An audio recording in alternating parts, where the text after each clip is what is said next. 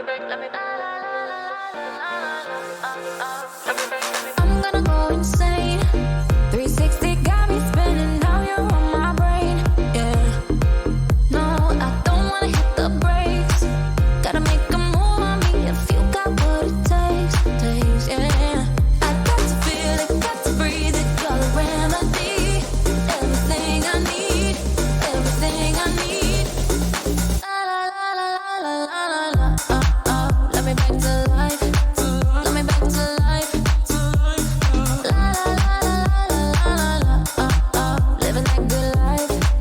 Give me that good life. La la la la la la. Let me back to life. Let me back to life. La la la la la. Living that good life. Give me that good life. I'm gonna go insane if I don't get you here to keep me entertained. Yeah. No, I don't wanna hit the brakes. Gotta make a move on me if you got what it takes. Yeah. I got to feel it, got to breathe it. You're the remedy. Everything I need. Everything I need. I got to feel it, got to breathe it. You're the remedy. Everything I need. Everything I need. La la la la la la la la. Let me back to life. Let me back to life. La la la la la la. Living that good life. Give me that good life. La la la la la. Let me back to life. Let me back to life. La la la la la. Living that good life. Give me that good life. Da da da da da. Can you hear me now? Yes. Bum, bum, bum, bum, bum. What's up, party people in the house? What up, though? Welcome to Axis Live, one of the sexiest voices in the SFL, Mr. Master. Dave Axis.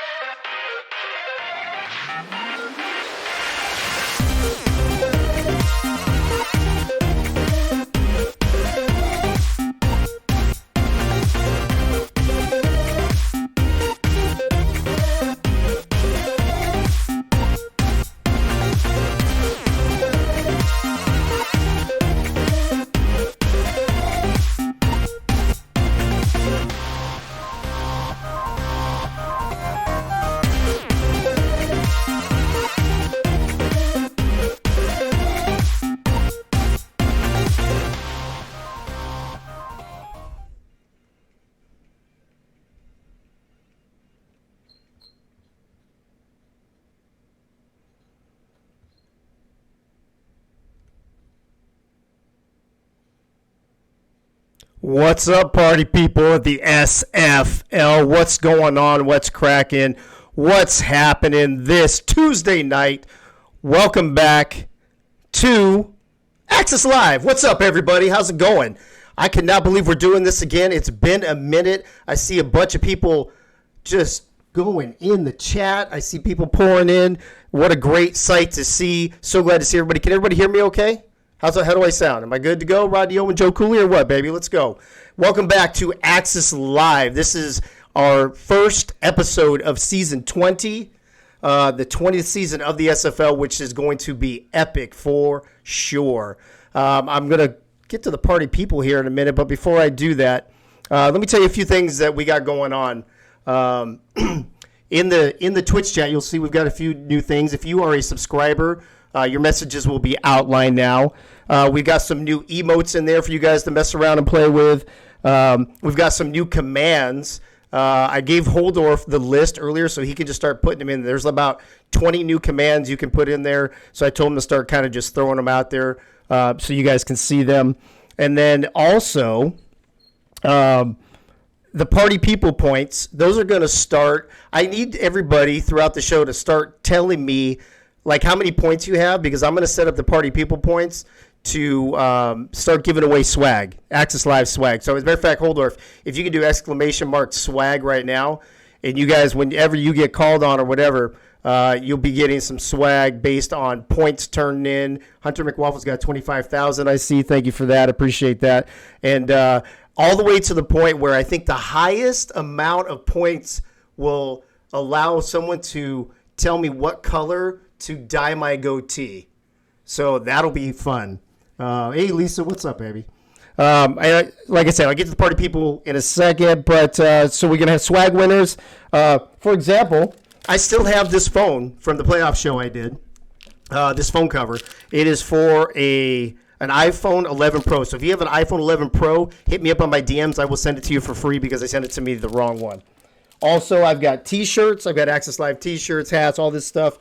I still have koozies, all kinds of stuff that I'll be sending out to subscribers for, as a thank you for sticking with me. I know some of you had subscribed over the months when I wasn't able to do the show.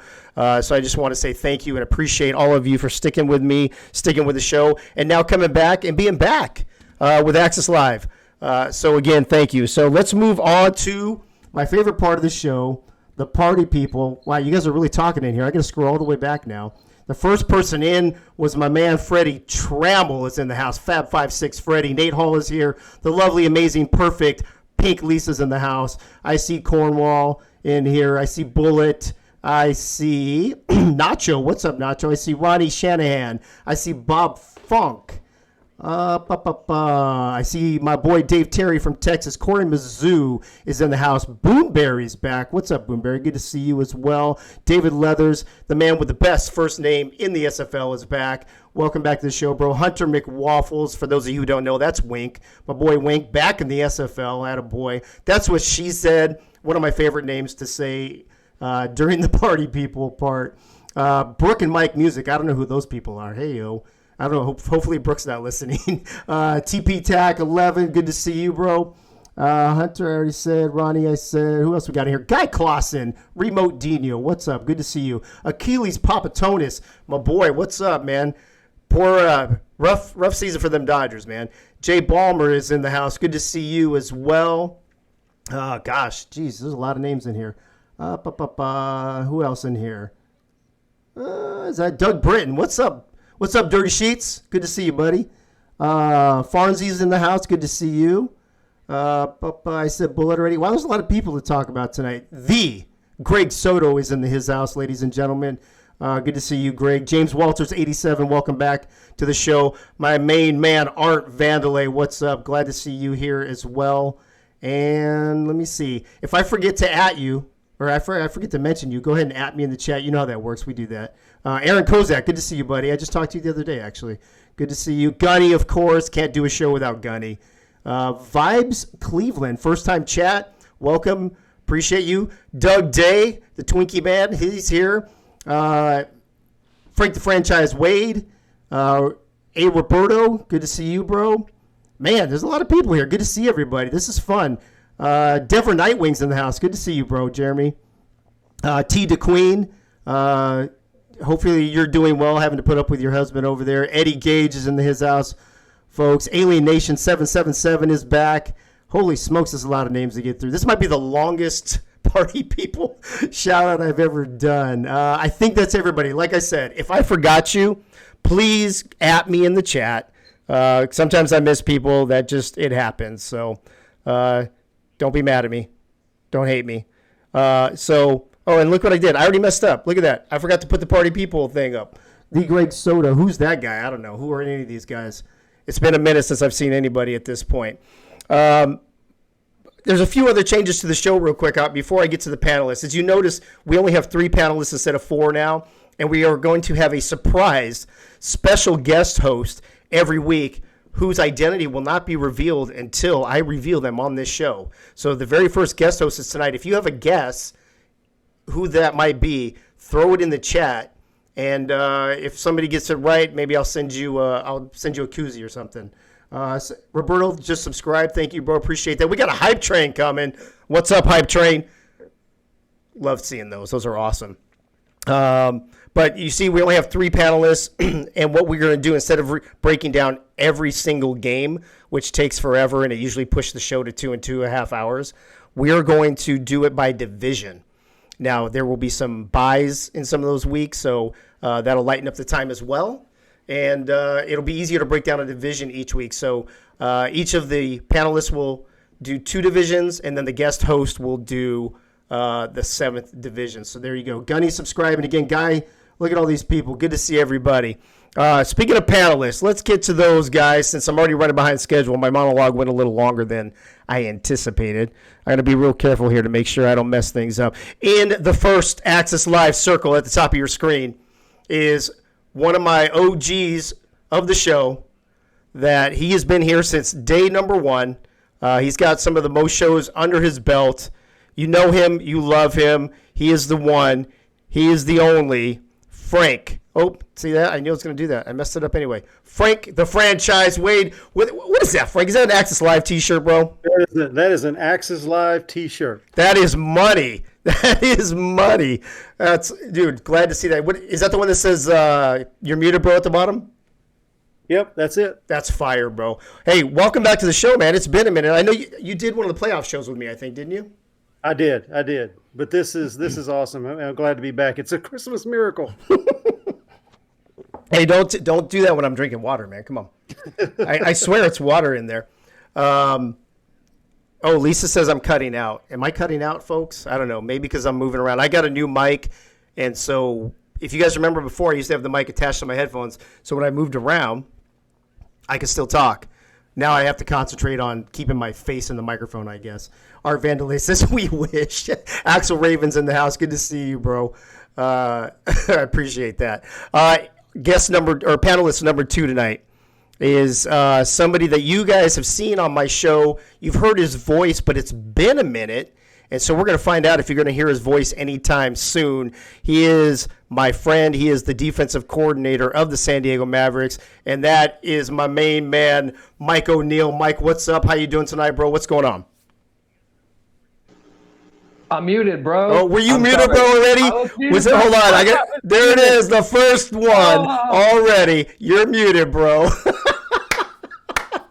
Oh, gotta love it. How you doing, man? I'm good, man. I'm good. I'm really excited to be here with you guys and excited for season 20, man. Yeah, it's gonna be something else. It's gonna be on point for sure. In the final circle, folks, he is no stranger to you. He is no stranger to the SFL, and he is no stranger to the very last circle. Whether there's 3, whether there's 4, whether there's 9 squares, it doesn't matter. He's my man, and he's the former host of NETMA, Tyler Falk, in his usual spot. What's going on, Tyler? How you doing, bro? I'm doing well, Dave. It's good to be back. It's good to be back on the airwaves. Good to be back on your show. But I have to say one thing. Uh-oh. Mike, I'm glad it wasn't me who was the first one back on your computer. So thank you. Thank you for taking that distinction from me. That's awesome. That's awesome. Hey, I don't know if anybody I wasn't able to watch the chat to find out if anybody guessed on who the guest host was. Hopefully Holdorf is keeping an eye on that for me. But do I have any guesses right now before I introduce the very first guest host of season 20? Doug Day in the chat saying, having Access Live back just makes me warm inside. Kind of like a Twinkie or no? Look at, yeah, you got to work. You got to work, Zach. That's why I pay you. I don't pay him. Anyway. All right. Any guesses? Anybody? Real quick. Guest host? Nobody wants free swag, I guess, huh? Anybody in there? Pink Lisa? That's a good guess. Wednesday Adams? I don't think I could get Wednesday Adams. Elsie Mondavi? I can see that nobody cares about this. Typical show. This is a typical show. All right, ladies and gentlemen, the very first, I'm trying to make sure I don't mess this up, guest host of the new Access Live is none other than one of my very good friends and my opponent for week 1, Mr. Johnny Pickler. What's up, Johnny? How you doing, bro? What's going on, man? Are you muted, bro? Johnny, are you muted, bro? Oh, shit. That's Fuck, man. No way. Hey, that's Did 2 you guys, already. You guys missed the music, too? I had the music intro going. Yeah, we missed the whole thing. You want to do it again? No, man. Fuck it. We're good. Ooh, just wanna fuck, it's say- hot in here. I got my swag. I got my Dave Axis Oh, swag. nice hat, bro. I got my drink. Uh-oh. Am I the first? So, am I the first?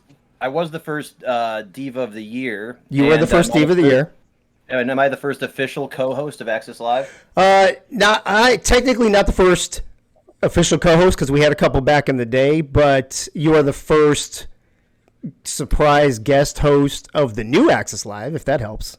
We'll take that. Well, we'll take it. We'll take it. All right, I got to get something going here real quick because I am messing all kinds of things up, and then we're going to start breaking down games. First of all, Johnny, welcome back to the show. Appreciate you having you here tonight, Thanks, brother. All right, this is what we need. We're going to add. We got a little slideshow too. We're going to have all the matchups there. So if you have any questions throughout the night, just let it rotate. You got about 10 seconds per game. You'll see it on there. And the way we're going to do these things. Oh, actually, damn, look at me. I am messing things up. I forgot about somebody kind of important. I forgot about bullet points. How can we do a show without bullet points? My man, Charlie Beletsky, is in the house. Charlie, what's up, bro? How are you?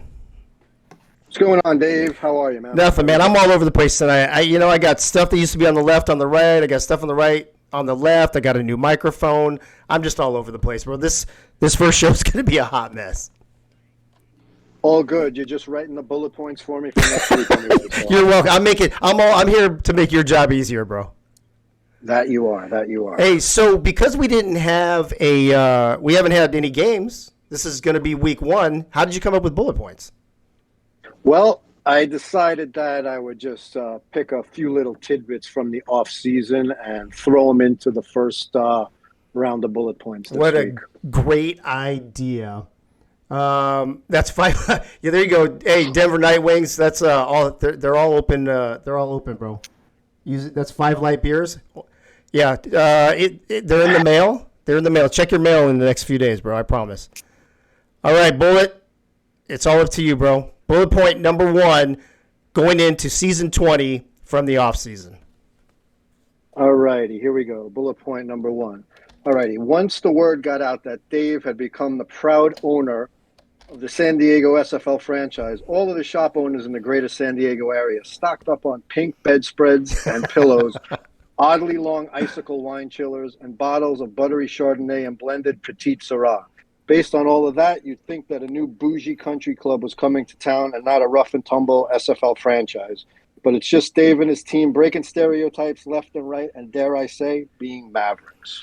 Boom. We are being Mavericks. And listen, I don't know how many people remember that pink bedspread. That was one of those pictures Charles made of me on a pink bedspread with a bunch of pillows. Yeah. I had forgotten about that, but thanks for bringing that back up, bro. I appreciate it. I'd really like to know more about the long icicle wine chillers. Those were more interesting. Okay, moving on to bullet point number 2. Bullet point number 2, all you. All right, bullet point number 2. Season 20 draft was a great success, and the league added 2 rounds worth of new and exciting players with names like Geno McFly, Robert Thump, Prince Wonder, Melt Gibson, Bill Swayze, Saint Nebuchadnezzar, and Fugu Gaipan. I think it proves that nerds like us who sit in our basement watching simulated video games, while we might lack a few social graces and don't venture outside all that often, are pretty damn creative and proved a lot of high school guidance counselors wrong over the years. Boom. See, we're not all dorks. Come on, bro. Come on now. Bullet point number 3. Okay, bullet point number 3. There were a few kerfuffles in the SFL server that got slightly out of hand during the offseason, which resulted in an updated and more substantive version of the Code of Conduct. Needless to say, everyone was very happy to finally have a longer and meatier COC in place. I'm glad you said COC, bro. I appreciate you. I appreciate that a lot. Bullet point number 4. Just things to ponder, Dave, you know? I completely agree. Just putting it out in the universe. All right. Okay, where are we? Number 4. All righty. This offseason, we saw a few familiar faces return to the SFL as well as a few player retirements. One notable player returning was the popular Eagle Mondavi, and a notable player departure was the not-so-popular Doyle. I think in this particular instance, we can all agree that this is a win-win for the league. And before anybody gets bent out of shape, Doyle's my man, my buddy, my teammate. So it's all in good fun, new people. Just saying. I was going to say that, thank God you're on his team because you can get away with saying that. It is highly unlikable, but that's besides the point. That's It's neither here nor there. Neither here nor there. Moving on. Our very last bullet point number 5 for the opening show of season 20. But not least, bullet point number 5 is, I guess Mike All ran out of chips. That is all. Guess he did. Which is very unfortunate. Very, very unfortunate series of events right there, Dave. It is. And if Mike All was here, he'd probably be the first one to laugh at that anyway. So it's all good. It's all in good fun. It's all in good love. Bullet, thank you for being here. Thanks for coming back.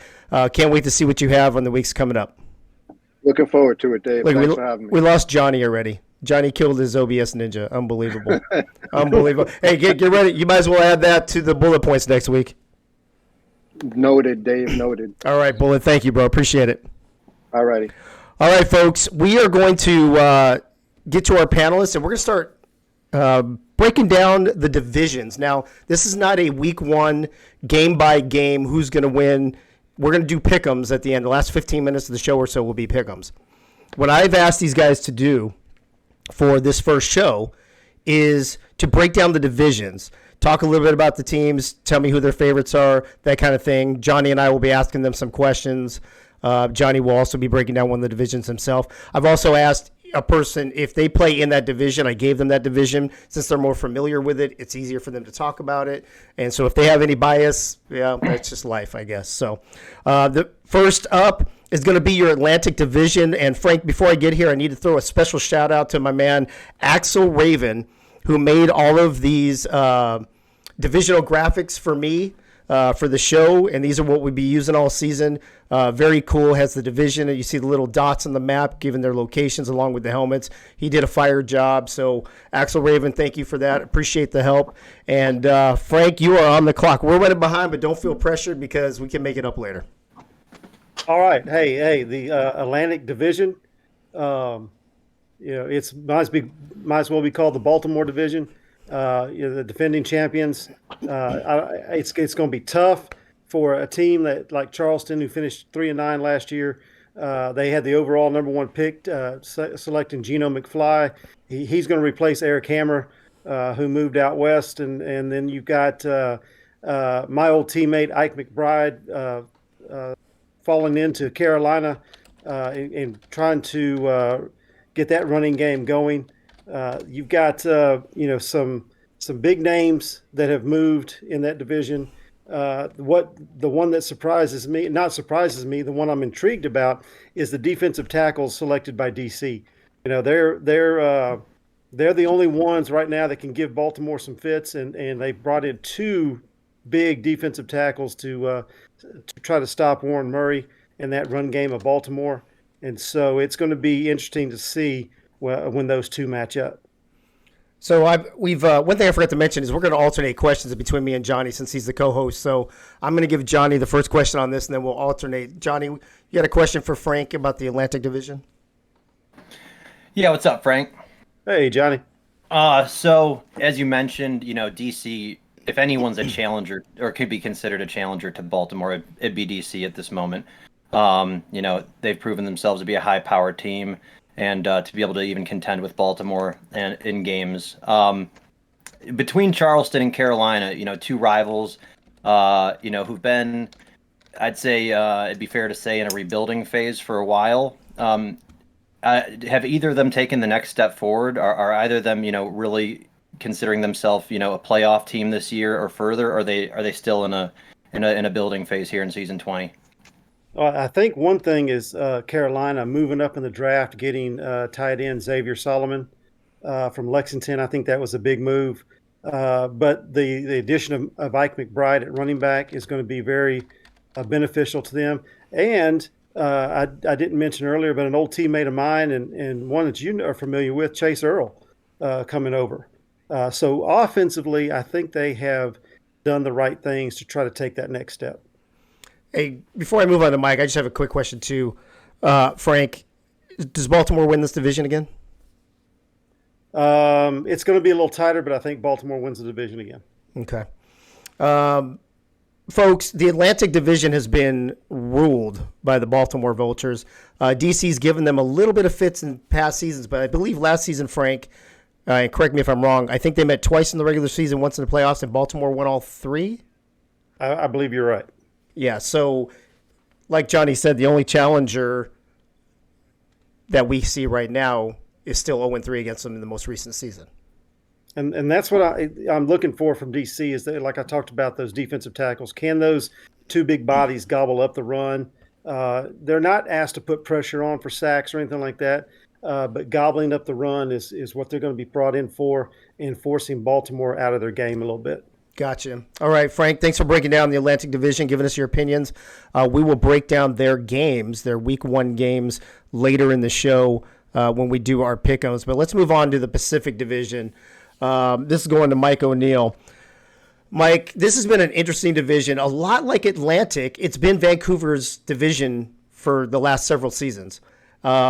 We talked, I think it was last season, we thought Portland might have given them a run. I think a season, maybe 2 or 3 ago, we thought maybe LA could give them a run.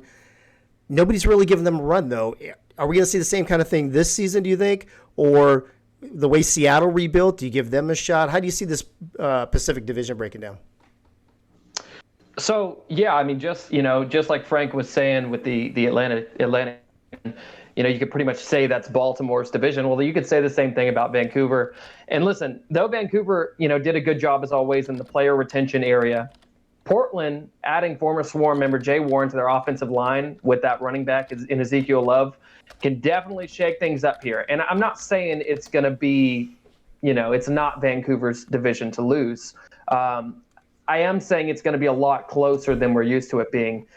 Portland and LA both have 3 contracted offensive linemen now, both with really good running backs. I mean, you look at Ezekiel Love with Portland, and you look at Logan Jack with Los Angeles. Seattle brings in Doug Day, as well as they've got Baloo Scott, Gus Scott, Amar Bryant Jr., and even though they only had one win on the record book last season, if they can scheme around their strengths on their front 7, which is Seattle's weak point, I could definitely see them being 4 or 5 wins. So I've got this shaping out to be a little bit of a foot race. I think Vancouver's going to stay on top. I think they'll probably get to 9 or 10 wins. But I wouldn't be surprised. I've got predictions with Portland landing with 8 wins, and LA with 7, and Seattle with 5. So I've got this a lot closer than it has been in previous seasons. We're gonna have. I think I'm just gonna start. I'm gonna break my own rule, Johnny. You can chime in on all these divisions. We can both ask questions. Fuck it. I mean, we're gonna do what we want to do anyway. So you got a question for Mike O'Neill? Mike, you said you think you got Portland at 8 wins. Yeah. And so that puts them in the playoffs, and that would be their first playoff appearance in franchise history, if I'm not mistaken. What are the and you may have just skipped over it, or I may have missed it. What are the what's so different about that Portland team that puts them at that 8-win mark? That it's such a that's such an improvement from past seasons for their fan base over there.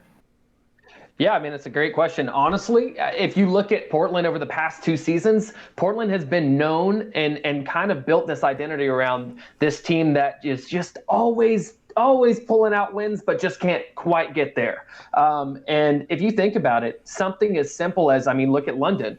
Look what you guys did with adding your offensive lineman, right? And you built that offensive lineup, and Merrill goes on, a hot streak. So, and I think Zeke Love does good already. Zeke carries the ball. I mean, Zeke, he gets over 1,000 yards in a season easily, without the help. And now you add extra help to that.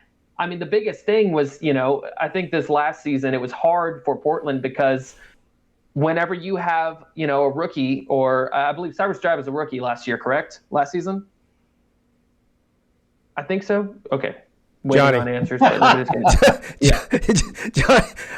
Johnny? I think he fielded that to all of us, and no one was speaking. Yeah. I was looking over at my monitor, and it was just crickets. So Cyrus Drive, fucking deers in the headlights. Regardless, Cyrus Drive is a young quarterback, right? And normally in those situations, you have to lean on your running back. And I just didn't think they have had the offense built to be able to do that. Whereas now bringing in an extra offensive lineman, and kind of beefing up the trenches a little bit for them is really, really going to help them. Because I think if they can control the run game with Zeke Love, Cyrus Jive really has to do bare minimum, and they can win games for sure. Actually, it's funny. He's like Cyrus Jive. I'm like, who the fuck is Cyrus Jive, man? No, I'm just kidding, Cyrus. If you're listening, you're a somebody, man. yeah. Hey, a couple quick shout outs. Mel Davis has joined us, as well as Marco Swift. Welcome to the show, you guys. Last quick question. If you can answer this in like 10 seconds, Mike. If you don't know the answer, we can get somebody to look it up. But have any of these teams besides Vancouver made the playoffs? Obviously not Seattle, and you said that we don't think Portland has. I don't think has LA ever made the playoffs? I don't think they have they? I think they've been on the cusp. Tyler, go ahead. They made the playoffs twice as LA back when they first relocated from Chicago in season 16 to LA, and they also made it in season 17 with a 7-5 record. They missed the playoffs in season 18, of course. They missed the playoffs in season 19. Gotcha. All right. So they have, yeah. All right, Tyler. Thank you for that, bro. Appreciate it. Mike, thanks. Chicago playoffs. Mike, thanks for breaking down the Pacific for us. Appreciate that. We're going to move on to our third division, the Central. Tyler, this is all you, and this is an interesting division, right? You've got maybe the funnest rivalry in all of the SFL between Indianapolis and Minnesota.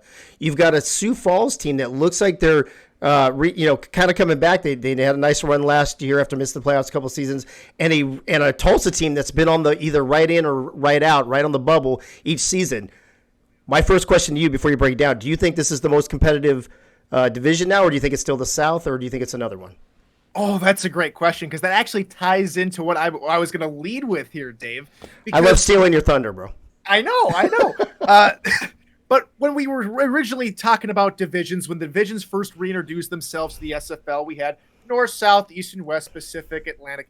Didn't really have any obscure division names. Of course, we had Tex-Mex as a nickname for the South. Right. But all of a sudden, here comes the Central Division. That weird, odd little color. It's not red, blue, green, yellow. It's like an orange in an aspect. It's not a typical division name. And so when you mash in a bunch of teams, you get two expansion teams thrown into two, pretty decent teams that can make runs for the playoffs, especially with Tulsa making it in season 18's playoffs and Sioux Falls in a resurgent way in the West when they won the West in season 18. And a Tulsa team, of course, runners-up in the East Division in season 18. You put those four teams together and you don't know what you're going to get. And we got a banger division. 3 teams finishing 7-5. And for the first time in SFL history, a team with an above 500 record misses the playoffs. Sorry, Tulsa, to reopen some old wounds there. But let's just take a quick look at these teams for what they are here in season 1. If we want to start with Indianapolis, they've had the most changeover in the division. They've had a couple of free agents join the fold. They've had a couple of rookies join the fold. And it's really, they were the stereotypical expansion team in this division. 3-9, didn't really know what they had. They have something to build on. It was a good foundation for them to build on. They won the rivalry versus Minnesota in the final week of the regular season. Now, how can they build on that? How can Pierce, Colin and Christian, quarterback and halfback duo, how can they re-energize the fold in Indianapolis? Let's go to Minnesota now, the most happily surprising expansion team out of the bunch in season 19, with a extremely talented defense, an extremely potent defense that neutralized defenses, including back-to-back home wins versus Baltimore and DC. Yeah. A very tough Atlantic. They had the Atlantic on their schedule. The Central Division did. And Minnesota took them to task. A fantastic showing from this expansion team.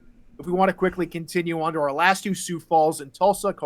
Sioux Falls are Central Division champions for the first time in SFL history. They have themselves a pretty decent season. The big question for them is they have yet another new running back after the previous tailback, Marcus Duncan, leads in the offseason. to be replaced by Mr. Thrilliams from Fort Worth. How does Thrilliams impact Sioux Falls? This running game now become a focal point once again, like we've been used to seeing way back in season 15, 14, 13. Finally, Tulsa. One of the teams, Tulsa and Sioux Falls, least changed squad out there between all these Central Division teams. How do they move forward and get another runners-up medal for them in a division? Can they push forward and finally crack back-to-back winning seasons, which they have never done in franchise history? So, Johnny, you got something for Tyler real quick? Yeah, I mean, this division, great breakdown, Tyler. This division, to me, has always been like just that definition of that blue-collar division. You know, grab your lunch pail, grab your hard hat, and get to work. You know, a lot of ugly, hard-fought wins. You know, a lot of beat each other up. You know, type of games. And that's how it should be for a Midwestern, type of division right there. What I noticed about these guys, not only, was it a great competition down to the end, between like Sioux Falls, Tulsa, and Minnesota, they all had some rougher schedules last year too. You mentioned some of the divisions they went up against, and they had some tough games, some tough non-division games. And I look at the divisions they're going against this year, and they're going against the Pacific in the East. And so, a lot of people look at these teams and they're like, yeah, another fringe, those 6 and 6, 7 and 5 teams. Yeah, maybe 2 of them will squeeze in again. But I mean, do you see, because they're against the Pacific in the East this year in comparison to the divisions they faced last year, plus, the progression and the work that you noted that all these teams are putting in, that you could see 3 of these teams in the playoffs this year, even some 8 or 9 win teams amongst this group? Well, this division, Johnny, and great question, is just like the South Division and the East Division in a way. You can easily go 7 and 5 or 5 and 7 if you slip up and poorly game plan for your opponent. Just look at Tulsa, for example. They fall to London in week 2, and that's the catalyst to them not being an 8 and 4 team, because in the same regard, Sioux Falls beat. Or so they also lost to London. I was trying to correlate. I was going through my head. What is the team that Sioux Falls beat that Tulsa didn't? I'm thinking they almost had the exact same record as I quickly look through everything. They both had the same divisional record, 3 wins, 1 loss in interdivision play. But if I just look closely, there isn't a whole lot to differentiate between these two clubs. And that's just how it goes. You have to, like you said, bring the lunch pail. You have to be ready for these hard knocks. And I see this maybe playing out the same way we saw last year here, Johnny, with the East and Pacific Division as the part of their schedule. Last season, they had the Atlantic Division. They also had the North Division. Thank you.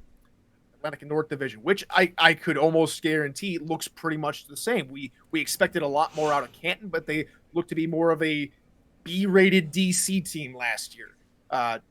No shame or hard fought for the expansion Canton franchise, but that's just how it goes in this division. That's how Tulsa is going to have to play. They're going to have to get 8 wins if they want to at least solidify themselves as they've turned a new leaf, as they've pulled forward into a new era of Tulsa football. And we'll break down their week 1 games here later, or at least pick them later, not break them down, and see how you guys think they're all going to come out of the gate in week 1. But let's move on to the North Division now. This is Johnny's division, so he's going to cover it. London, obviously, ran away with it last season. Johnny, you guys were the number 1 seed overall in the playoffs. Canton was a new team, Motor City in a rebuild, and Queen City was on the downside. Queen City now rebuilding, and maybe the other 2 teams getting a little better. Do you see your North Division being more competitive than last season? Maybe between the 2 and the 3 spot. No, I mean, real talk. Yeah, I mean, we're London Knights. We lost a couple players, as you're familiar with, out there in San Diego. Queen City's also familiar with it. You got Bovine over there. I'll touch on team to team. I'm not going to talk much about London right now. I think that, but we're primed to keep the crowns of this division. I don't think we feel much challenged by this division. That doesn't mean we're going to take any of these teams lightly. You got to go out and win every single game. But we have one goal, and that's to win it all. And I've said before, if we're short of that, it's a failure. But that's just our mentality, and that's where our franchise is at this point. Moving on to Canton. Canton, not too many big losses or gains this season. I think that they lost their number 2 cornerback. I'm missing the name. One of you guys might have it, but they replaced it with King Jamal. He came in, and so I don't think they're losing much ground there in the secondary. They lost Chris Comisac at fullback, potentially. He may have helped them out behind the scenes as far as coaching is concerned here and there with Twin Screw and the gang. I'm not inside that coach's lab, so I don't know how much of a subtraction that is to the X's and O's there in Canton. I guess my big question with Canton, is how are they going to come out of the gate? You have the big shadow of the Mike All suspension, kind of looming over there in Canton. Is it demoralizing the team? How's the locker room doing? I mean, he's a big presence over there. He's a lot of our friend and stuff, and so missing that, and how are they going to fight, on his behalf? And let me just say, for the fun of it, since the Mike All topic got brought up by myself, I do think, we're not going to go into the whole, suspension type of thing, whatever. It is funny to me, though, that it got, the reasoning of the complaint was that, children or a child was watching. I just want to call that out. I think whoever reported that just doesn't like Canton. And that's okay to not like Canton. It could be strategy. It could be whatever. You could just, want to get at him. I don't like Canton. I like Mike All and a lot of the guys on there. But I just think it was someone who doesn't like Canton, who's just like, what, screw Canton, and and the way they talk about themselves, and we're gonna just try and get Mike All right now. The reason I say that, because the whole kid thing is ridiculous. One, I don't think you have a kid, whoever you are who reported that. Two, if you did have a kid, I don't think they were paying attention to a 3-hour SFL draft. Three, if they were paying attention to a 3-hour SFL draft, I don't think they know what Mike was doing right there. And 4, if they do know what Mike was doing, that's just a testament to your parenting, So, that's all I have to say on that. Moving on to Queen City. Queen City, they're in a complete rebuild. Happy for my boy Bovine. I think that he's going to be, at the helm over there. They got Welsh and some other guys in house. James Klein. And James Klein. So you got 2 new owners. Welsh still, I believe, the head coach over there. Bovine, I know, is going to be helping with the X's and O's. And I talked to Bovine the other day. He's really excited about what they're building there. But I think they had to go out and draft 10 rookies this season. And that's a lot of rookies, and some other teams have been through that before in the past. This is not a contending year for them, but I think they're realistic about their expectations, and they're going to be looking to build for the future. And we'll touch on Motor City real quick. Motor City, the big moves I noticed over there with Motor City were they moved, they lost, obviously, Blue Scott. They moved Christopher Dean, their fullback, over to halfback. And they also moved Guy Clausen from tight end to wide receiver. Which was a really puzzling move in my mind, because I thought that Guy Clausen had a phenomenal tight end build that he had worked really hard on for a long time. And we've seen successful tight end to wide receiver conversions. You look at a Robo, it just takes time, but I was still surprised to see it. And then to see them bring in another tight end, so now they're going to have 3 tight ends and 3 receivers. It's an interesting kind of madhouse offense, but Drew really he loves to streamline his own way when it comes to coaching, and he takes pride in it.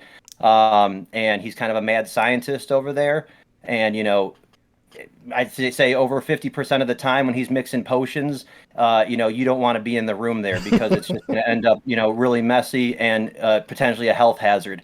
But 1 out of every 5 times you got to keep experimenting. You strike, and they were the one that prevented us from having an undefeated regular season last year. So have some interesting weapons. They still have a very strong defense, with veterans like Vasquez, Warner, Panini, Kaufman, and Leathers.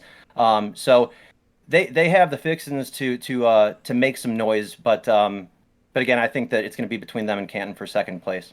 All right, Johnny, thanks for that breakdown. I asked you the question at the beginning, and we're running behind, so I'm going to move on. But I forgot to let's do this real quick.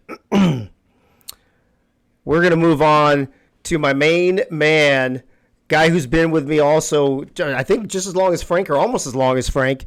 I know he's done over 100 shows with me.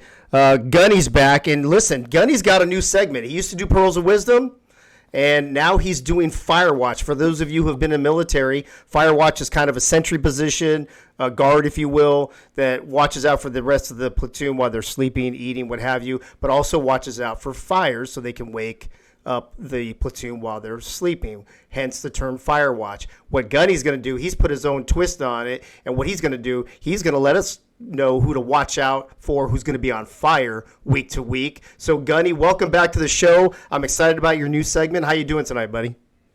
I'm good. Thanks for having me, Dave. It's good to have you back on the air. Thank you, bro. I appreciate it. And I've got your music up. Believe it or not, I was prepared this time. Imagine that.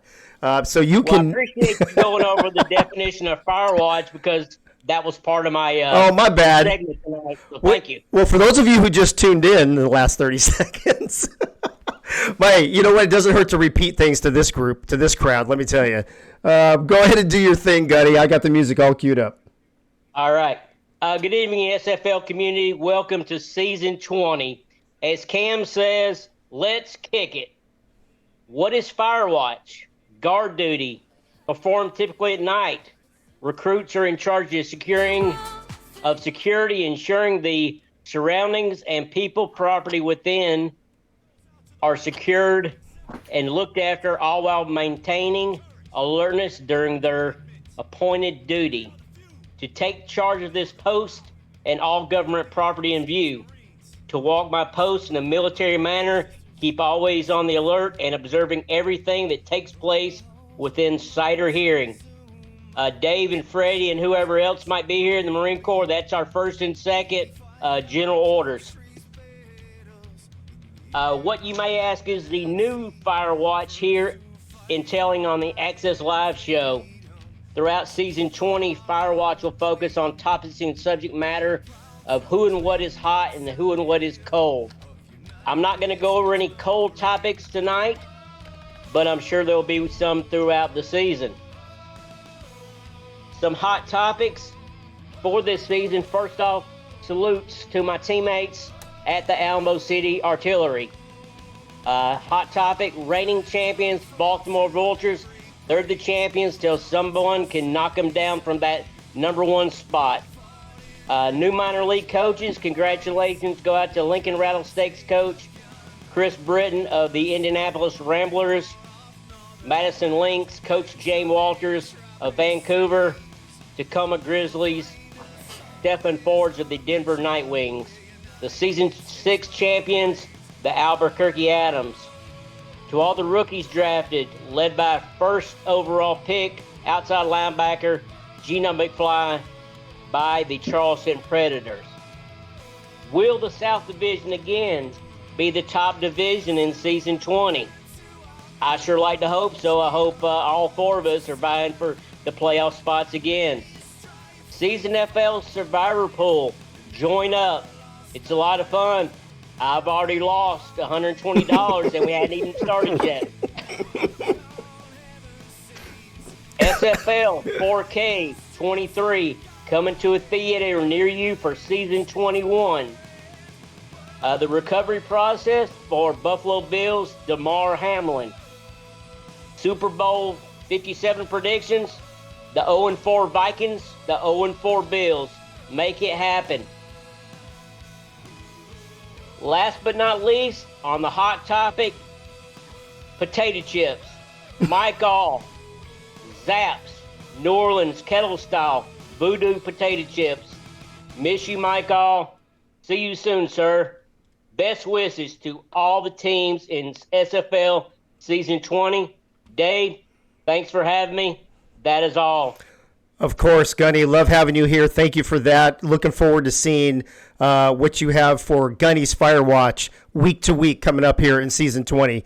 Gunny, thank you again. Appreciate you, bro. All right, folks, we are going to move on to the last three divisions to cover for season 20 breakdowns. We move on to the South Division, which is Frank's division. So Frank will cover it. Frank, it goes without saying. Everybody knows Tex-Mex is the toughest division. It's been the toughest division for a few seasons. It got all 4 teams in last season. It had 3 teams in a couple seasons ago. Do you see a similar season like this in the South, or do you think there's going to be some separation this time and maybe some of these teams not make it? Well, first of all, before I get started on that, I want to let Gunny know there's a Buc-ee's opening up about an hour from where I live. So if he's ever in the area, he's got a Buc-ee's he can go visit. We love Buc-ee's. Now talking about these divisions, talking about these teams in this division, all 7 and 5 except for Mexico City, they were 8 and 4. The question about Fort Worth is, the key loss is Jason Williams. He took off his 10 TDs and over 1,000 yards rushing, moved up north, and they've gone away from that 2-back system. J.Z. Bacon now is handling the load by himself. Is he going to be able to handle that load? They drafted Melt Gibson in many mock drafts. Melt Gibson was, in my opinion, maybe a second-round guy. They thought highly of him. His size, his height was a question. But they think highly of him, and they took him with the 13th overall pick. Houston, I like what Mike St. Green and company are doing there. They're quietly building a solid team. They bring in Garrett Evans, and this is a guy that finds the football. Had almost 60 tackles last season, 6 tackles for losses, and so he's a guy that's going to be holding down that defense. They bring in defensive back J.W. Hartshorn. He was from Annapolis. They got him with the 14th overall pick. Another big question is the loss of Matt Wilson. Jordan Sight comes over. I believe he was at Jacksonville. And he's, threw for almost 4,000 yards, 19 touchdowns, but he did throw 33 interceptions. Now, being in Mexico City, they know how to build a quarterback, and I know they're going to get those interceptions down. But will he be able, and I hate to use the term fill the shoes of a Matt Wilson. So there's a big question mark there. I was a Jordan Sight fan when he was in the draft. I was pulling for him for teams to draft him. And finally, he was picked up.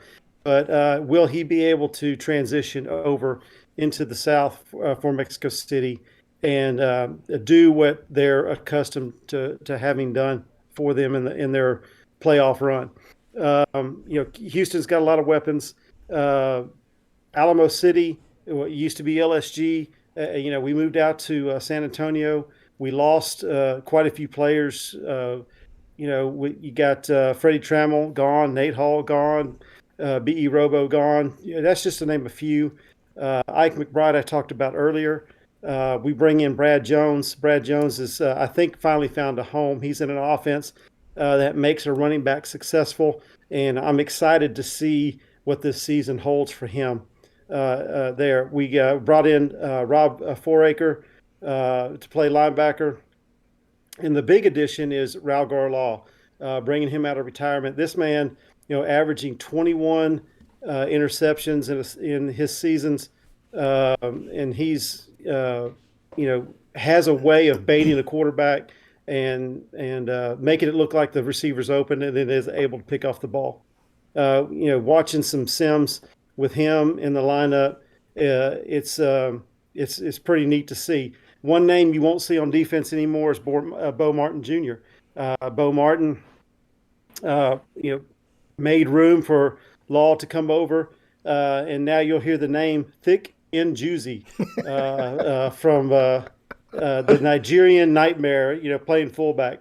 So it's going to be interesting to see. J.Z. Bacon, can he handle that one back system? Garrett Evans, can he bring all those tackles over to Houston and help solidify that defense? Jordan Sight, Mexico City, can he lead that locker room? Can he lead that team?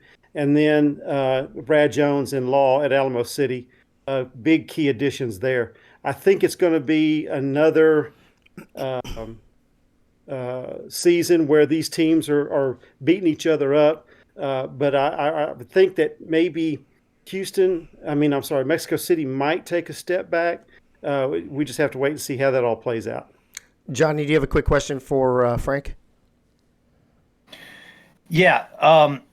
You mentioned the obvious hit that Mexico City's taken with the loss of the known GOAT, Matt Wilson. And I'm sure you've noted that, but I didn't hear you note the loss of, or the retirement of Dags along with that. So real big loss I see on the offensive side for Mexico City. I mean, 2 Hall of Famers, 2 of their best players since I've been in the league. Whenever you think of that team, I mean, Phoenix Jones has had a hell of a years. Bentley's had some great seasons and stuff, but I mean, just consistent, year to year to year, you have that Wilson-Dags connection. I think even if Wilson was still around and you lose a Dags, you wonder if Wilson, is going to miss that weapon and vice versa. So to lose both those guys, is that team Mexico City, are they going to become more heavily reliant on that already 2 running back set, with the young quarterback and with the and with a new tight end, are they going to become more predictable? And would you say that they are going to take the biggest step back as far as these 4 teams are concerned? Well, yeah, I think Mexico City will take a step back. How much of a step, I'm not sure. Like I said, I'm a Jordan Sight fan, and I think he's going to do well in this system. How long is he going to be able to?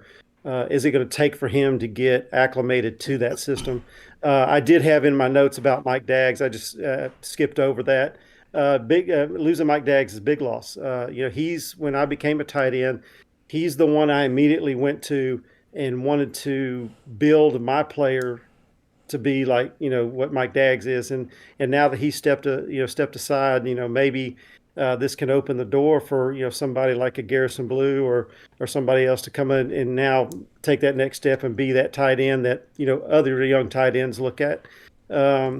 Mexico City drafted special teams. They went with a punter and a kicker, and so they got a special teams coach. And I just don't know if they've got the weapons that in place that's going to be scoring 40, 50 points a game like they have in the past. Thank you, Frank. Appreciate that. And again, we'll be picking, these games here at the end of the show. But let's move on to the West Division. Mike, this is the division that you are in as the defensive coordinator of San Diego. It's now my favorite division as well. But this is a tough division, right? You've got Arizona, who just went to the championship game. You've got Denver, who's won 2 chips, and I think they've been there 2 or 3, and they've been there 4 or 5 times. I mean, it's like Jeremy's there like every other year, right? And a very good Vegas team, who we've talked about on the show, has one of the best home field advantages in the SFL, and a completely rebuilt San Diego team. I think this division is just all over the place and up in the air, if you ask me. So give us your thoughts on the West Division. Yeah, funny you say that, because I actually have at the very top of my notes the most entertaining division in season 20. No, seriously. I mean, you look at it exactly like you said. Just looking at how this division ended last season: Arizona 8-4, Las Vegas 6-6, San Diego 4-8, Denver 3-9. That's a pretty normal looking division. Well, now you look at everything, all the pieces, right? So Arizona comes off of potentially the most exciting / frustrating to watch championship of all time. Notable additions. They brought over a fullback of Justin Williams. They brought over linebacker Nathaniel Diggs. Cornerback Skinny Washington, brought him over there. Looking at Zona's team, I mean, they've got all the tools to run it back, but it looks like this division's not going to be as lopsided. It feels like the cards are kind of against them, because you look at San Diego, and I'm stepping out of the San Diego role for a second, just for a brief second, just to play the analyst role. San Diego brought in an entirely it just rehauled. I mean, they just set the damn place on fire and brought in complete new people and new personnel, and suddenly you look at this roster that San Diego has and you're like, well, that is a contending team. But the big thing, the big but, and everybody knows that it all comes down to coaching at the end of the day. If the coaching can't hang, if the coaching can't be there, then it doesn't matter the personnel that you have. I think everybody can attest to that. So San Diego is an extremely fun team to watch. But then, not only that, the reason why I say this is the most fun, you've got QB Eric Price from Denver now goes to Vegas. To Vegas, yeah. Yeah. And after playing great in Denver, I thought he was. I did a segment on him around the SFL, and I really thought he played great with Denver, but they just couldn't put all the pieces together. So now he goes over to Vegas, which we already knew had an explosive offense last season in season 19. They had one of the best deep threat receivers. It's going to be interesting to see what Eric Price does with them. Nonetheless, safety for Arizona, Maurice Lloyd, goes to Vegas as well. So everybody's just switching around inside this West Division, and it's going to be a really fun one to watch. Listen, QB Gene Struthers over in Denver is going to be in the spotlight following Price leaving. Look for Denver's offense, to be the deciding factor in their success. I think everybody else, you kind of have a little bit more pushing for them. Denver has been, even last season, San Diego finished above Denver, so Denver's kind of like the which is weird because like you said, they've been to the championship a few times, but they're the weakest link going into this season after the division rankings last season. But even still, they've got Bailey O'Shaughnessy, right? And Bailey O'Shaughnessy is a threat. So you look at it all across the board. I mean, I've got this division going to Arizona overall, but this is how close I've got this. Arizona 9-3, Vegas 7-5, San Diego 6-6, Denver 6-6. Wow. So this could be the new South with 3 or 4 teams making the playoffs, maybe, bro. It's going to be fun to watch. And listen, we're going to hear Eddie Gage rant a lot this season. Johnny, what do you got for Mike? Just speaking on San Diego, I'm hearing whispers of a lot of parallels between San Diego and Canton of last year. With the overhaul, they're almost like an expansion team, but an expansion team, that was given quite the boost by the ability to play politics and to recruit at a fast pace. The way that All and the gang did over there in Canton, and the way that Dave, built his committee underneath him, and you guys have put together a roster already. When you look up and down your roster, you see names that everybody's familiar with. You see star players like you do in Canton. But Canton obviously had their struggles out of the gate because it's tough to mesh a lot of, those players and personalities who haven't played together with a new, like you said, coaching is everything.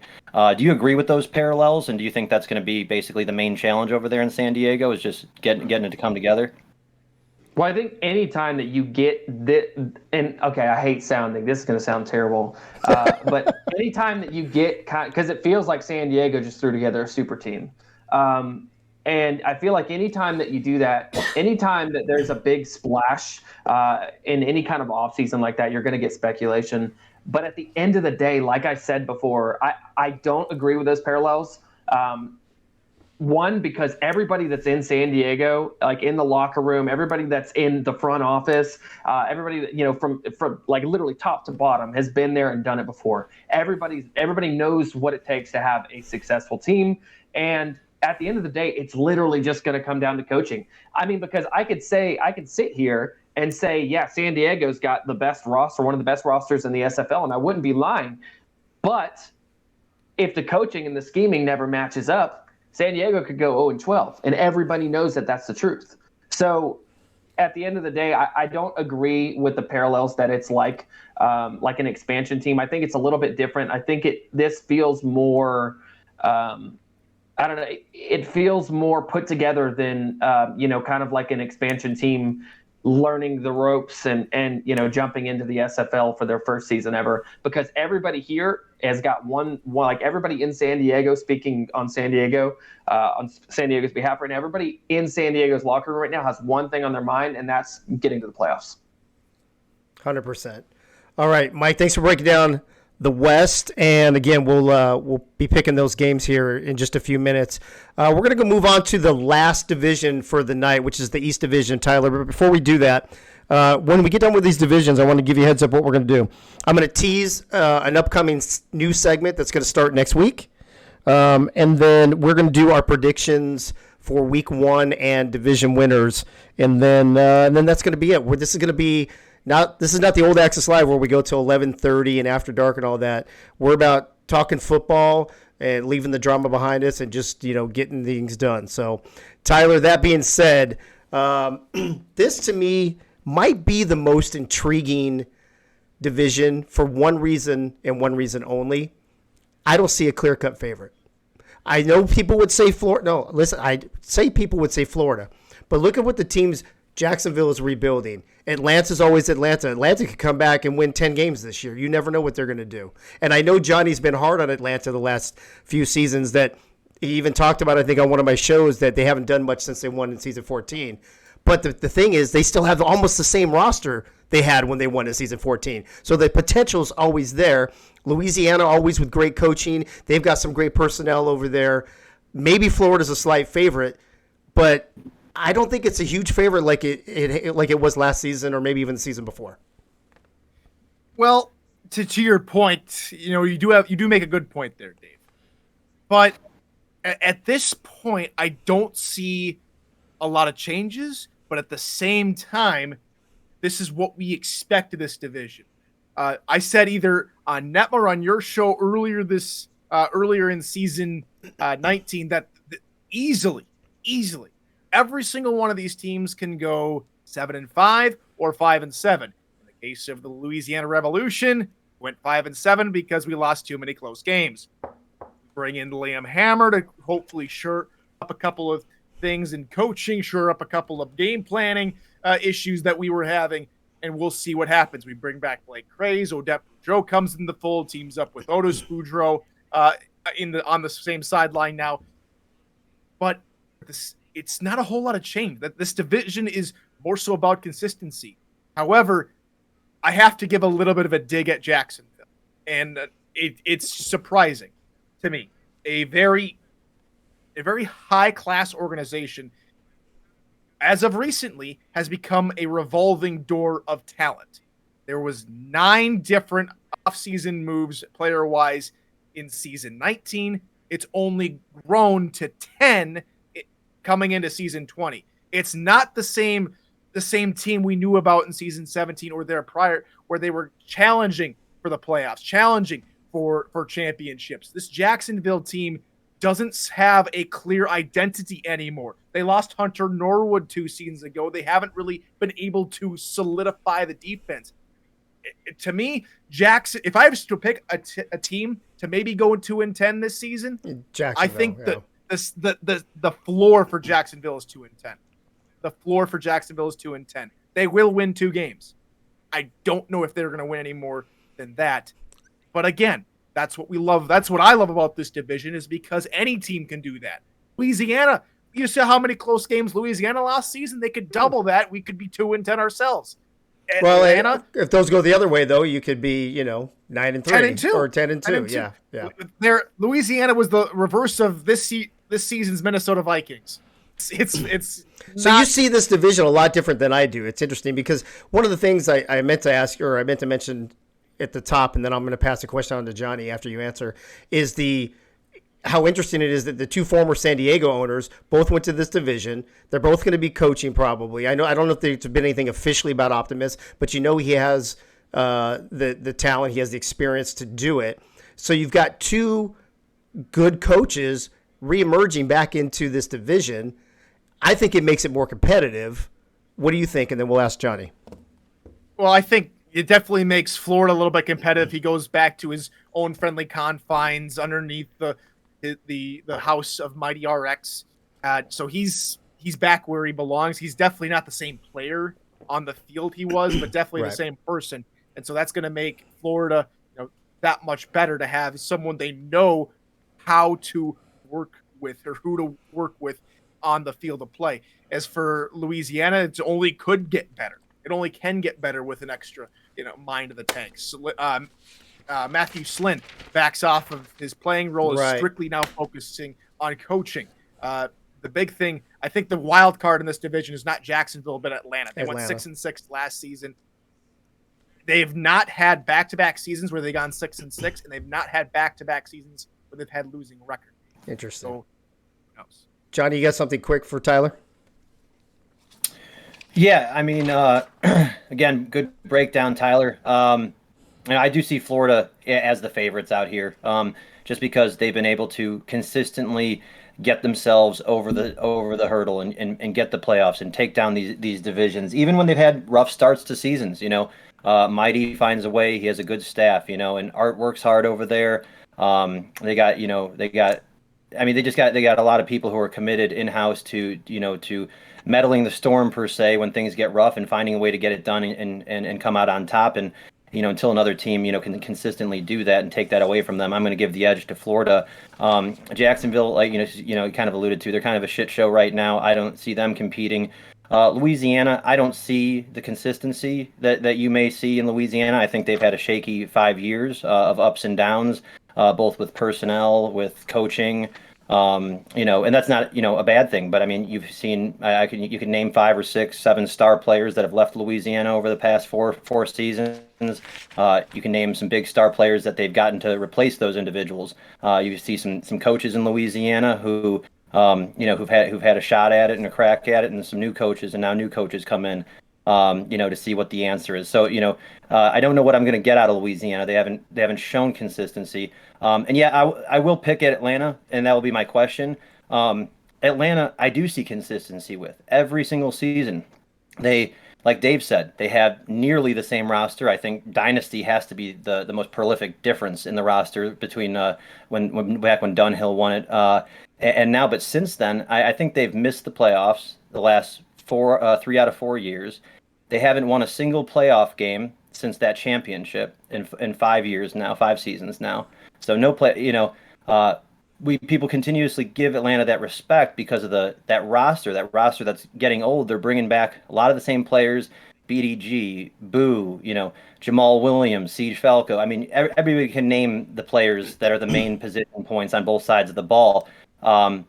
When you're a team like that, and you can't get over the hurdle, you can't win a playoff game. You're struggling to make playoffs, consistently.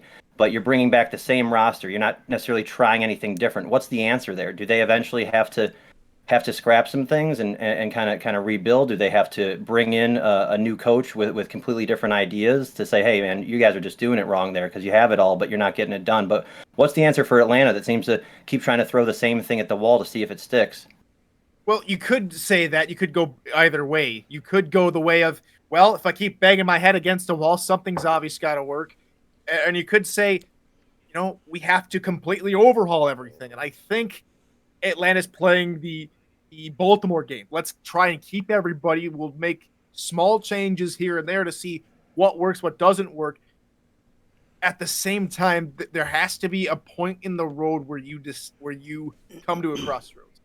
Do I stay with the same group of guys that's gotten me a championship for the most part, and do I just see if we can rekindle that flame, almost kind of like we did in season 17, 9-3, lost the first round, unfortunately? Or do we have to find that answer? We have to go out and search at the minor league coaching staff to find the one talent that makes them fantastic. Because, to be honest, if memory serves me right, a lot of the players from Atlanta are coaching Albuquerque, and they're doing the same for Atlanta. It's the difference of level between the minor and the major league. And it just isn't clicking right now for Atlanta. Maybe the season's different.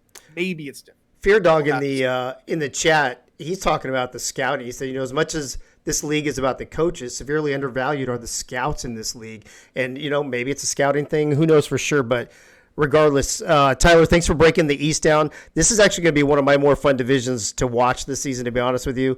And I have a feeling we're going to see a couple surprises in there. Want to tease something we're going to be doing starting next week. We're going to have owners coming on for a short segment, probably maybe 5 or 10 minutes, probably 10 minutes the way we do things here. And we're going to have different owners coming on to talk about their franchises, talk about their SFL history. And so you can get to know the owners of this league, how they got here, how they got started, and, ask them questions about their franchise. And that segment will be called the Owner's Box, obviously. That will be near the end of the show, probably around this time right here before we get into the pick'ems. And then also, we will be bringing back the Diva of the Week award, which I forgot to make a graphic for, so you won't see that on the screen. Diva of the Week will be returning, and then at the end of the season, we will have Diva of the Year. Now, we've had 2 Diva of the Years or Diva of the Season. Johnny was the first one. I believe Kendra Hall was the second one. So we're going to have a third one this season. So get ready for the Owner's Box and get ready for the Diva of the Week segments jumping into the show starting next week. That being said, let's get on to predictions and pick'ems. Now, Jack's data in the SFL server has put in a who you got based on spreads, and they also added in the over-unders. You can take a look at those. We're actually going to talk about the Jack's data who you got numbers next week when we go over and see who won the games and then see who predicted those. But for this week, we're just going to do the pick'ems for the games, and then we're going to do predictions for the division. So, Frank, I'm going to start with you. If you the first game, I know we've got your team, your squad over there, Alamo City, traveling to Baltimore in week 1 to get things started. How do you see that game going down? Who's going to win that one? He's muted. Hold on. Hold the phone, Frank. Did you really do that right now? I did it. Hold on. I got to find it. There you go. You get one of the. That's 3. That's 3 in the first show. I got to be honest with you, though. I think that's the under compared to what I thought was really going to happen. But Frank, so you got your team traveling to Baltimore. Who you got in this one? As I was saying, the great Ric Flair would say, to beat the man, to be the man. And this is an opportunity for Alamo City to put their name on the map by taking down the defending champions. It's going to be tough. We got to go to Baltimore, but I've got to go with my Alamo City. Of course you do. Mike, how do you see this one going down? Yeah, Baltimore stays on top. Tyler? Week 1 is always fun, and I'm going to say that about every single one of these matchups, and I won't go too deep into it, but Baltimore hasn't lost a week 1 matchup, and it seems like forever. I don't think it changes here, unfortunately, for Alamo City. I will say this, though. Week 1 is a crapshoot. You never know what you're going to get. You're right. So I don't know if that maybe makes it closer necessarily, but Johnny, what about you? Alamo City at Baltimore week 1. Yeah, I'd love to see a close game and for Alamo City to be able to shock the world to start the season on Thursday Night Football, but I'm going to go Baltimore. Baltimore. Although that would be a shocker, wouldn't it? Would it be a great way to start off season 20 for sure? Game number 2 on Friday night, or the first game on Friday night, Mexico City at Carolina. Frank, who you got? Got another team from the South traveling out east. I think I'm going to go with Mexico City on this one. I want to see what's going on in the chat real quick. Somebody's telling Nacho to go get him or something. Oh, I see that. How do we delete that? Hey, hold on. If you can delete that, right? Okay. Who we got here, Mike? We've got Mexico City and Carolina. Yeah, I'm really enjoying seeing what Carolina's putting together. Mexico City, like we talked about, losing Daggs and Wilson, that's going to be tough. And though I think that they're going to be fine, I don't think that they're going to be okay for a few weeks. I think it's going to take them a few weeks to adjust to the game plan. I think Carolina takes advantage of that in week 1. Tyler? Well, I agree exactly with Mike. It's a new quarterback. It's to use the franchise's words earlier. You have to find a way to replace. You have to find a way to fill the shoes not only of the GOAT Matt Wilson, but for Mike Daggs. I think it's just too soon, and you have to go on the road for your first game as a rookie in hostile territory. Carolina has this one. Okay, Johnny, wrap this one up. Yeah, I think it's going to be I think it's a very important game, more important than people realize for Mexico City, because as you said, how it might take them a few weeks to get things together. I don't think they can afford to fall behind a few weeks in the division that they're in. And so I think it's a very important game. Ramos is going to give it everything he got. on the road, I think Carolina strikes, gets the win, and then you have overreaction Monday on what is this, the New Mexico City? Interesting. Overreaction Monday. I guess we'll be talking about that on Tuesday. The third game of week 1, second game on Friday night, Denver at Motor City. Frank. Haven't quite figured out the 3 tight end system. I'm going to go with Denver on this one. Mike. Yeah, I was an advocate for it, the 3 tight end system, and now they've got 3 tight ends and 3 wide receivers. Exactly like Johnny was saying earlier, Drew is a mad scientist, and just like he struck week 1 this past season at the convention, I think he'll do the same thing this week as well. Okay, Tyler. No one knew what to expect out of Motor City last season. Now we know exactly what they are. I agree with Frank. The 3 tight end system is still a work in progress. Motor City falls. Okay, and Johnny, what do you got on this one? Yeah, it's been a long time since Denver's putting any product on the field that's impressed me, and as bizarre as a scheme as it is, I think it's evident that that they're working really hard in Motor City with what they believe in, and I think it's enough to beat a team like Denver that's shown no momentum over the past few seasons. Okay, so we're split on that game. The first game on Saturday is Sioux Falls at Jacksonville. Frank. Sioux Falls. Sioux Falls. Mike. I have Jacksonville in this. I think Jacksonville comes out and shocks everybody and beats Really? Sioux Falls in this. And I really do. I think that Jacksonville's actually going to surprise a lot of people this season because it always works like that. I don't think they're going to be like playoff good, but I think that they can definitely be a 4 or 5 win team. And you know what? If there's a time to shock somebody, it's week 1 for sure. So that's very possible. And they're at home, so that doesn't hurt. Tyler? Jacksonville's wide receiving core. Yes, they have 5 of them, but 3 of them are rookies. I think it's too soon to tell for O.J. Bruin to get caught up with his new wide receiving core in Jacksonville. Sioux Falls takes this one on the road. All right, Johnny? Art says he would prefer if you put the matchup up on the screen that we're talking about. Yeah, tell Art to make the graphics, and then I'll do it. Bazinga. Yeah, no, I'll go Sioux Falls in this one. All right. Hey, I can only do so much, Art. Come on now. The second game on Saturday night, Seattle at Atlanta. This one is intriguing because we talked about Atlanta. They still got the same squad. They're playing at home. Seattle, Frank, one of the more impressive off seasons this season, probably right behind San Diego, if you ask me. So who do you think is going to take this one? Had an impressive offseason, and I think they're going to be better than they were last year, but they're not going to be able to travel to Atlanta and pull this one out. I'm going with Atlanta. Okay, Mike? Completely disagree. I feel like Atlanta's not the team they were. And I think that they're still finding their wheels again. And you look at what Seattle does. Listen, they've got a QB that likes to sling the rock. They've got 4 contracted receivers and 2 contracted tight ends, all of pretty good value. I really think Seattle comes out and shocks Atlanta. Hey, to answer Art in the chat real quick, what game are we talking about? We're talking about your mom's game. Tyler? Mike, did we see the same offseason that we both saw? Atlanta made very little changes, if memory serves me correctly. No, I think he was talking about Seattle, wasn't he? Yeah, I was talking about Seattle. Okay, there we go. Seattle, Atlanta. Okay. You might as well put your muted bro on here just to complete the. Did you? Wait, were you muted?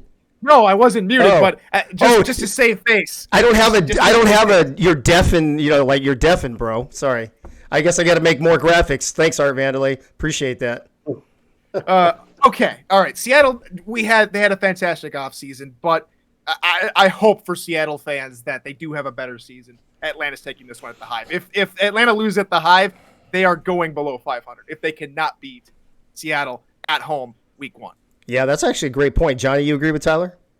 Yeah, I'm along that same line of thinking. It's Seattle, they made a big push in the offseason to be a better team. I'm always going to be critical of Atlanta, until they can actually prove they're a real contender again. But you have to win these games. I don't think they have it in the tank to beat the big guys in the big moments, but Seattle's still a team that's 60 or 70 points under cap. Even with all the additions they made, they don't have the talent to match up, and they're on the road. I'll go Atlanta. Okay. The third game on Saturday is Vancouver at Tulsa. And now I think initially everybody would probably think Vancouver, but number one, it's week one. Number two, it's in Tulsa. So Frank, do those two things help Tulsa, or do you think it's still Vancouver? I still think it's Vancouver. They do a very good job as far as during the season goes. They just can't get past that stumbling block in the playoffs. So I think Vancouver pulled this out. Well, and here's the thing. With Vancouver, right? They always win round one anyway. They just can't get past that, I guess. Mike, who you got in this one? Vancouver, Tulsa. Vancouver's going to be fine, but Tulsa's pissed. Tulsa's pissed. You saw how their season ended? Yo, they've been in the lab every day. They felt like they got robbed, and rightfully so. So listen, Vancouver's going to be fine. I'm not saying Vancouver's going to be bad. I've got Vancouver winning 10 games this season, but not week one. Really? That's gonna be interesting. I can't wait to talk about this next week. Tyler, third game on Saturday, Vancouver at Tulsa. Now, I'm going to go Vancouver because Vancouver has never lost to Tulsa in the 3 games they've played previously, including in the playoffs in Season 18.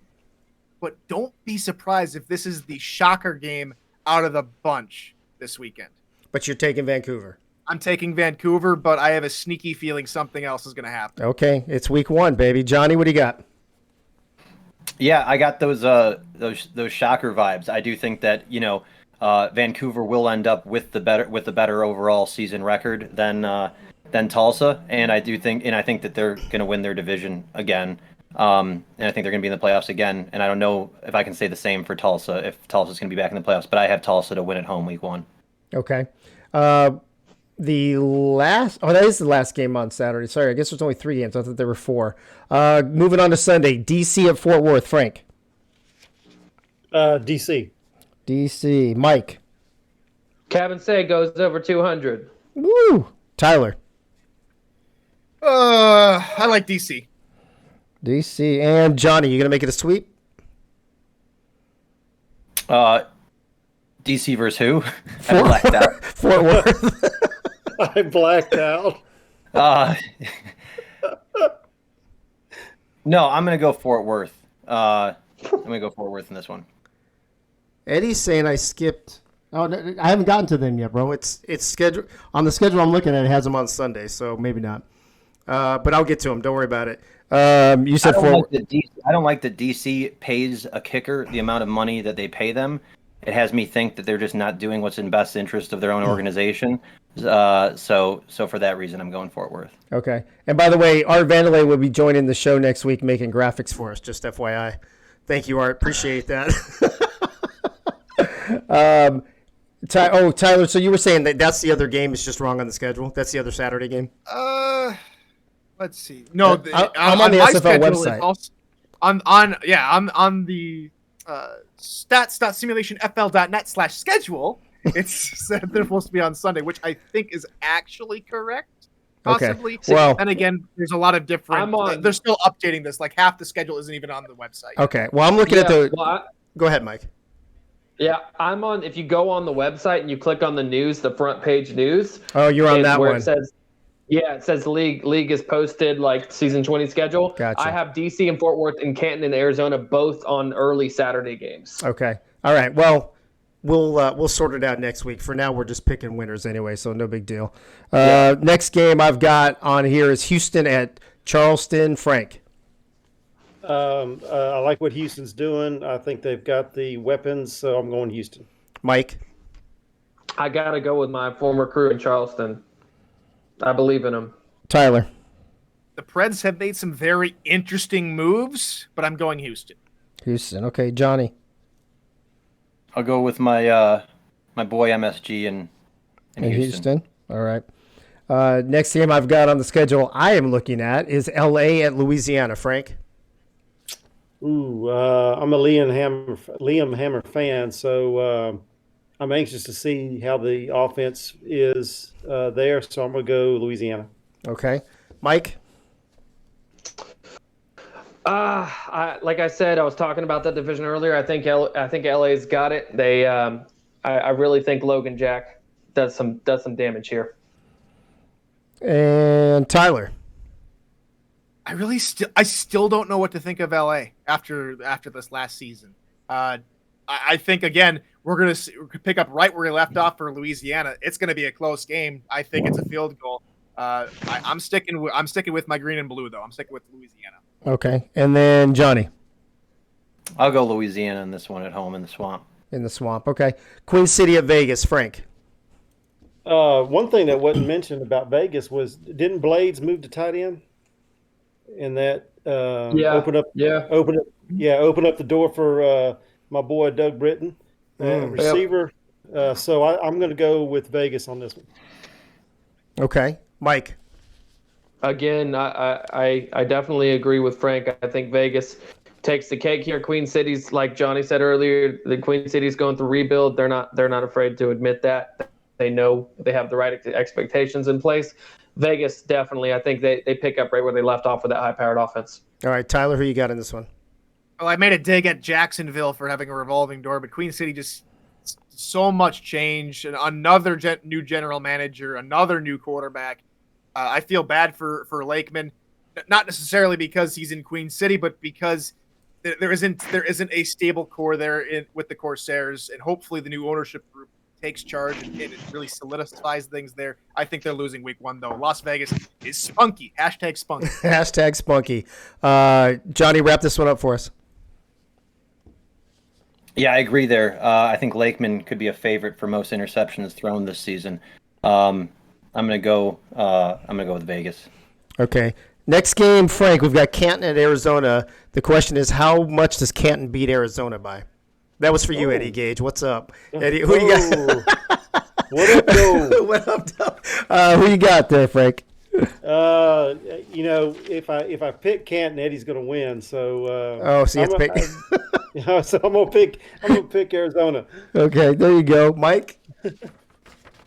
Yeah, I got to go with Arizona on this one. All right, Tyler.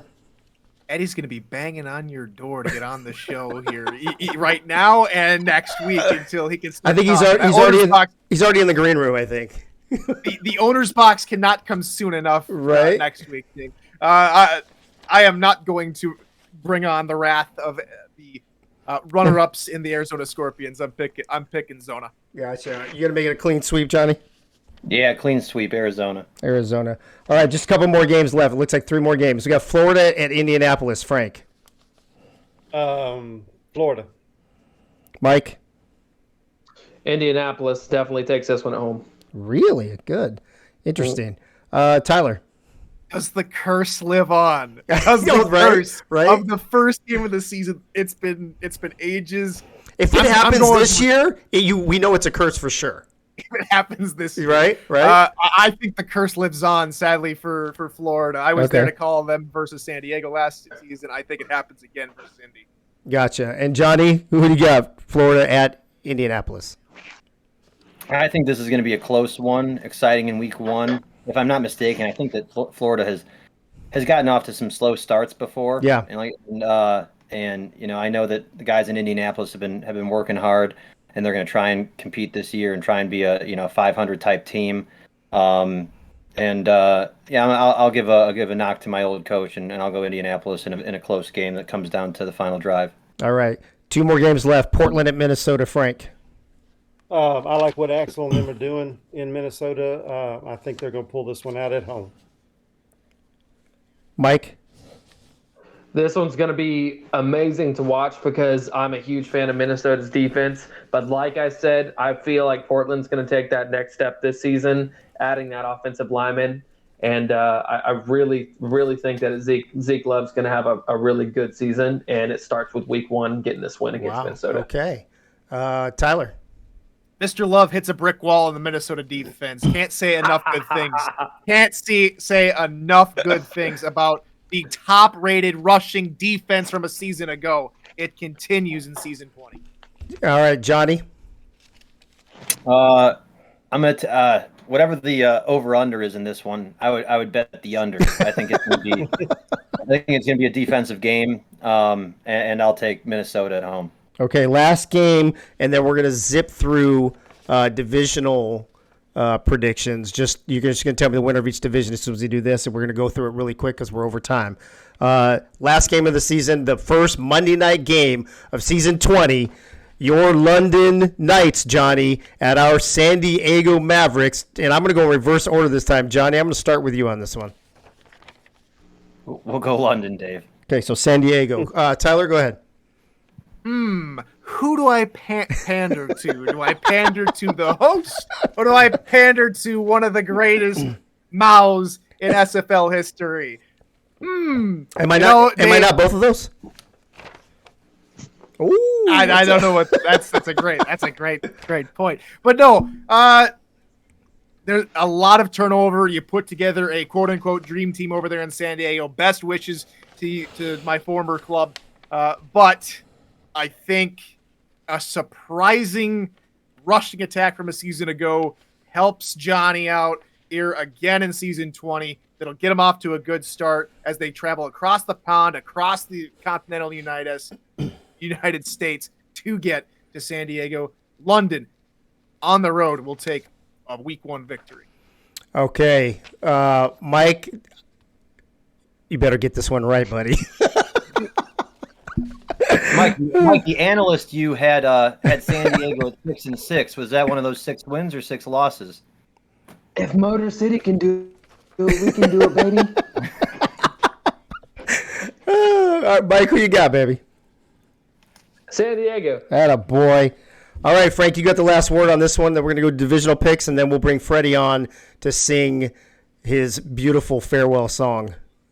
I like what London did last year with the addition of the offensive lineman that protected Johnny and opened up the run game for Merrill. So I'm going with this is going to be a shootout. I'm going the over, well over, but I'm picking London. Okay, 3 out of 4. See what kind of love we don't get, Mike, on this show. Unbelievable. All right, real quick. I just want you to tell me the winners. No breakdowns or whatever. Frank, who's winning the East? Bam, who's in the East? I got the graphic up. Let's go. I got the graphic up, Art, just for you, buddy. I'll say Atlanta. Really? Okay. Mike? Louisiana. Tyler? Let's go Florida. Johnny? Florida. All right. The West Division. Frank? West Division. Let's go. I'll stick with Arizona. Mike? Arizona, but Las Vegas won't be far behind. Okay. Tyler? I'm exactly the same as you, Mike. Arizona, Las Vegas, close second. And Johnny? I'm going to go Vegas. All right. In the South Division, this might be the toughest one to call. Frank, we'll start with you. It's going to be close, but I think Alamo City pulls it out. Mike? Mexico City, I think, stays on top. Tyler? Houston. We will not have a problem. Well, if Johnny picks Fort Worth, then we'll have 4 different choices on who's going to win this. Johnny, who are you picking on this one? I'm going to go Houston. So Houston, the favorites from the first panel of season 20. Moving on to the North, Frank? Let's go London. Mike? London. Tyler? London. And Johnny, do I even have to ask? Nope. Canton? All right. Central. You said can't win? Oh, ouch. Why'd you move your phone, Mike? Mike's all. My camera just died. Oh, it did? Well, we still got you on voice, so that's good enough. Couple more divisions left. Central Division. Frank, who you got? Sioux Falls in Indianapolis made some strides, but I think I'm going to go Minnesota. Okay. Mike, can you hear me? Yeah, I can hear you. Shocker here. Tulsa gets the division win. Wow. Tyler? Minnesota! I don't hear any bias in that one at all. Johnny? Yeah. Minnesota. What's it, Minnesota? Wow, Yeah. 3 picking Minnesota. All right, moving on to the Pacific, and then we'll go to the Atlantic, and we're all done. So in the Pacific, Frank, who you got? Vancouver until somebody can dethrone them. Yeah, I agree with that. Mike? Vancouver again. Yeah. Tyler? Two coasts play like a broken record. Vancouver, please. And Johnny, you going to make it a sweep? Yeah, Vancouver. Yeah. Is this the most uninteresting division we have over the last couple seasons? I kind of hope Seattle and Portland, make a run at it. People have been waiting for Portland and Los Angeles to do something, but they haven't. Yeah. This season's going to be telling again. This season will be telling. Yeah. Even Hunter Norwood with a resounding yes in the chat. We knew this when they announced the division, he says. All right, Frank, the last division prediction from this crew, from this panel right now, the Atlantic Division. Who you got? DC's going to make some noise, but it's still Baltimore's. And Mike. Mike O'Neill. Would love to hear Mike O'Neill. Did we lose Mike? Mike went to bed. He's not muted, and he's still in the chat. Okay. He's consulting with his chair right now. Yes. That's a great point, Gunny. We'll skip it for this one. Tyler? Play it again, Sam. Baltimore. Yeah. And Johnny? Baltimore. All right. I will get Mike's. I don't know what happened. I think his phone died maybe or something, but I will get his prediction from him soon at some point. Let me get rid of all these graphics real quick so we can wrap this shindig up. While I'm doing this, I guess I'll do my thank yous now so we don't have to do it at the end. I want to thank Frank Franchise. What did I miss? Holy shit, look who's back. Yeah, Hey. I got it. What two divisions? What No, divisions? You just missed one, Atlantic. Baltimore? Oh, the Baltimore, yeah. Yeah.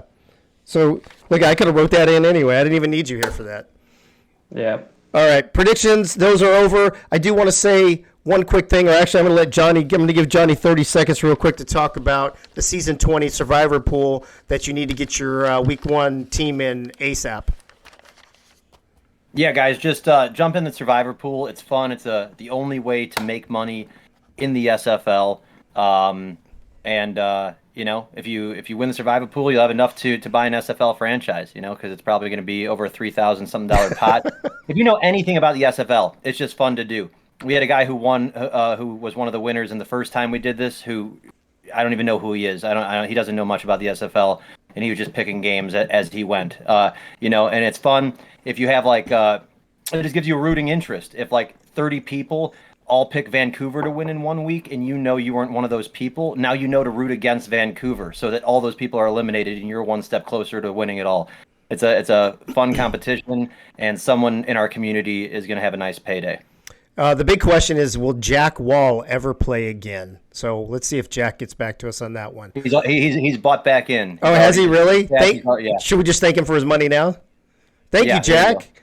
All right, folks, that is it for Episode 1, Week 1, Season 20 breakdown, or I would say actually it's more like a season breakdown. Next Tuesday, we'll be right back here at 9 p.m. on Twitch to break down and recap the Week 1 games. But before we leave tonight, we always have to have my main man, Freddie, come on and sing his song. Freddie, how you doing tonight, buddy? Good, Dave. How you doing? It's good to be back. It's good to be back at Access Live. It's good to see all the party people in the chat. And as our old boy Danny Don would say, let's turn out the lights. Tonight's party's over. They say that all good things must end. We'll call it a night. The party's over. Until next week when we'll party it all down again. Good night, everybody. Good night, everybody. Thank you, everybody, for tuning in. Appreciate you, Freddie. Thank you for that. Appreciate you, Gunny. Hey, Corn, Holdorf, I thought I had a Fab 56 turn out the lights, the party's over command. Did I mess it up? I don't know. Regardless, I want to thank everybody for tuning in tonight. We had a great number of people come in and join the party people in the chat. It was great seeing everybody here. Love being back. I want to throw out special thanks to Freddie, to Gunny, to Bullet, and to our panel tonight, Frank the Franchise Wade, Mike O'Neill, Tyler Falk, and Johnny Pickler. Thank you, everybody, for tuning in. That's going to be a wrap for this week. We'll see you next week right here. We'll see you at the Tees. Tune in 9 p.m. Eastern every single Tuesday during the season and the playoffs right here on Twitch. Have a great week. Good luck to everybody playing except for London. Talk to you later.